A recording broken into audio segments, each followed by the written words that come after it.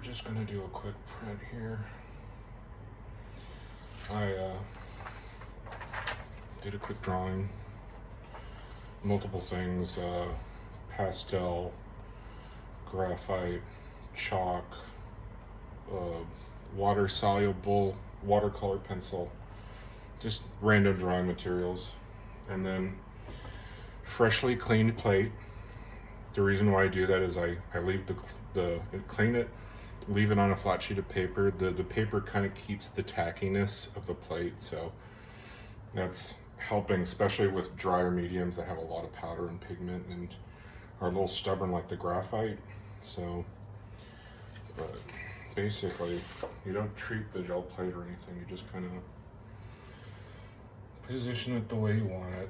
And I kind of screwed up on my composition, so we're going to actually intentionally have it off base now. Since there's like multiple drawing mediums, I kind of want to give it a little bit of a rub. I want to make sure it's like a flat, even rub. I don't want to create like any like waves or bubbles that'll like warp the image as I'm like pressing down. Another reason is because depending on the material, like graphite for instance, it'll have like clay, some kind of binder in it, which is going to be stubborn. But if you warm it up a little bit with like the friction, it kind of coaxes a little bit more of it out.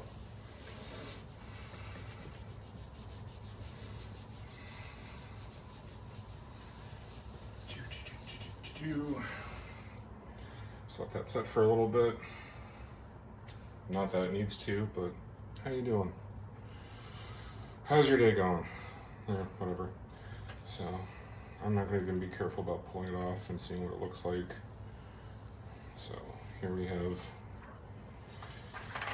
so we still have the image, if you want it or not. I can keep it for reference just in case, whatever, but if you notice, it's hard to tell, but you can see a lot of it kind of came on. It's a little bit see-through, which it's meant to have, it doesn't pick up everything. So it's going to have a little bit more of a frail look if done right. And you want to take that in consideration when you're mixing your colors too, because it's not going to be a solid image. You want to have a little bit of contrast, I guess, but to you. But for this one, we're going to do kind of a lighter background. I already have prepped tape, but I did forget to do one stupid thing. And for shits and giggles, we're just gonna, because I like doing that, it kind of seals it. Plus I feel bored anyways.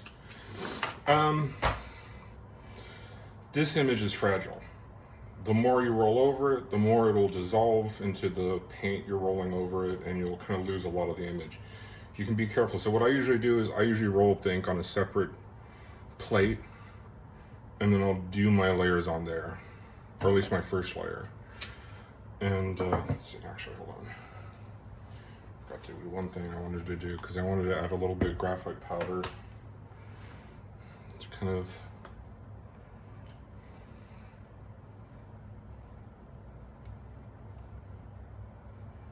just dabs of it. I'm not putting too much because a little goes a long way, but I just want to have some kind of granular. Okay. Now, I like having a little bit more drying time just because it gives me a little bit more control. But we're using slow drying acrylic by Golden. I love open, but we're just gonna do a little bit. We don't need that much, but we can be daring. Since we're doing it on another plate, we can actually over ink it if we want to. And then I'm adding a little bit of just a smidgen of Payne's Gray. Let's see. Just a smidgen. Payne's Gray gives this great kind of cool blue gray to it, and I love that. Just for reference, look at that blue. It's beautiful blue. Anyways. Okay.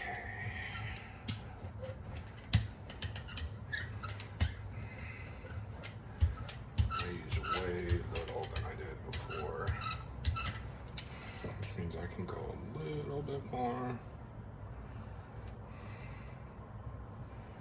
Like, I'm not printing for a collagraph or a very kind of frail painting. I'm not using this layer of ink as an actual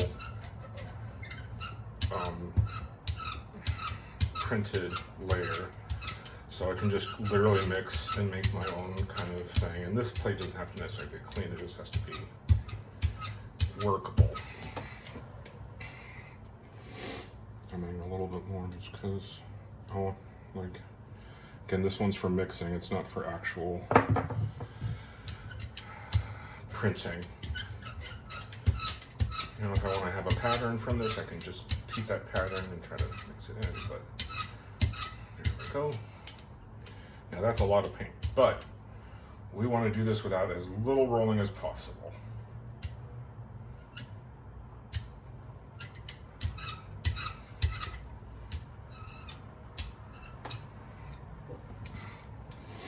Now it's a thin layer. That layer there is just there to protect it.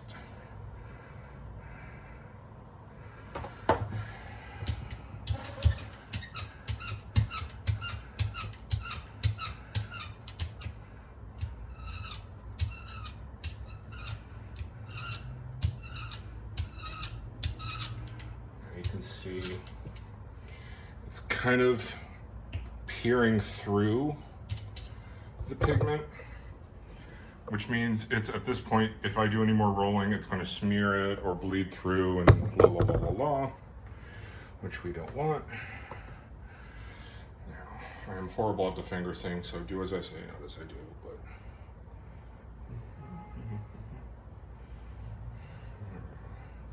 ah, come on, you bastard. Okay, there we go.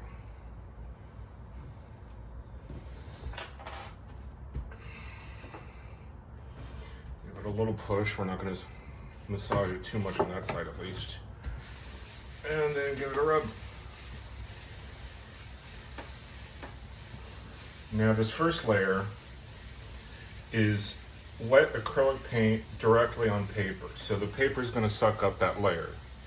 So you don't have to worry about drying that much often, unless it's a very thick layer.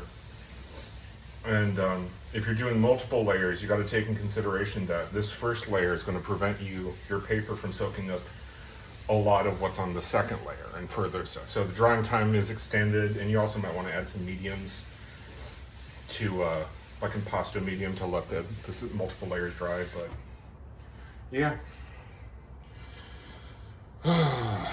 Debating if I should pull it now or if I should pull it later. Let me give it a couple seconds and I'll clean up and we'll see how it turned out.